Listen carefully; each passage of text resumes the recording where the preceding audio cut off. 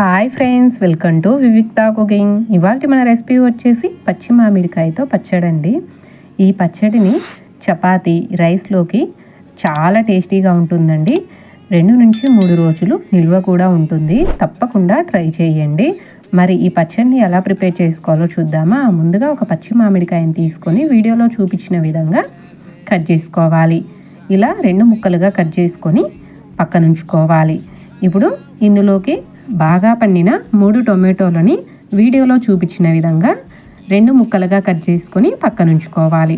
ఇప్పుడు స్టవ్ పై కడాయి పెట్టి 2 టేబుల్ స్పూన్ల ఆయిల్ని యాడ్ చేసుకొని కట్ చేసి పక్కన ఉంచుకున్న రా మ్యాంగో అలానే టొమాటో ముక్కల్ని కూడా ఆయిల్లోకి వీడియోలో చూపించిన విధంగా యాడ్ చేసుకొని పొట్టు తీయని 5 నుంచి 6 వెల్లుల్లి, మీ కారానికి సరిపడా పచ్చిమిర్చిని యాడ్ చేసుకోండి. నేను ఇక్కడ 7 నుంచి 8 దాకా పచ్చిమిర్చిని యాడ్ చేసుకున్నానండి.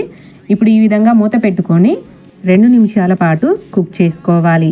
ఈ చట్నీ పుల్లగా భలే టేస్టీగా ఉంటుందండి. తప్పకుండా ట్రై చేయండి. 2 నిమిషాల తర్వాత మూత తీసుకొని చూస్తే చూడండి చక్కగా కుక్ అయ్యాయి కదా. ఇప్పుడు మరో వైపుకు తిప్పుకొని మూత పెట్టుకొని మరొక నిమిషం పాటు కుక్ చేసుకోవాలి. ఈ విధంగా కుక్ అయిన తర్వాత టొమాటో పైన ఉండే స్కిన్ మొత్తాన్ని తీసేసుకోవాలి. చూడండి ఈ విధంగా తీసేసుకొని పూర్తిగా చల్లారనిచ్చుకోవాలి. ఇప్పుడు ఒక మిక్సీ జార్ తీసుకొని ఉడికించుకున్న టొమాటో పచ్చిమిర్చి ఉన్నాయి కదండి, వాటన్నిటిని యాడ్ చేసుకొని రా మ్యాంగోని వీడియోలో చూపించిన విధంగా పల్పు మొత్తాన్ని సపరేట్ చేసుకొని మిక్సీ జార్లోకి యాడ్ చేసుకోవాలి. ఇప్పుడు ఇందులోకి సన్నగా కట్ చేసుకున్న 2 పెద్ద ఆనియన్ యాడ్ చేసుకొని 1/2 టీ స్పూన్ కారం, 1 teaspoon salt, 1/2 teaspoon జీలకర్రని యాడ్ చేసుకొని ఒక గుప్పెడు కొత్తిమీరను కూడా యాడ్ చేసుకొని మెత్తగా మిక్సీ పట్టుకోవాలి.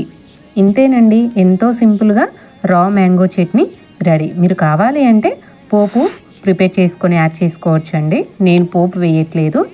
పుల్లగా భలే టేస్టీగా ఉంటుందండి. తప్పకుండా ట్రై చేసి ఎలా కుదిరిందో కామెంట్ సెక్షన్లో కామెంట్ చేయండి. ప్లీజ్ సబ్స్క్రైబ్ చేసుకోండి.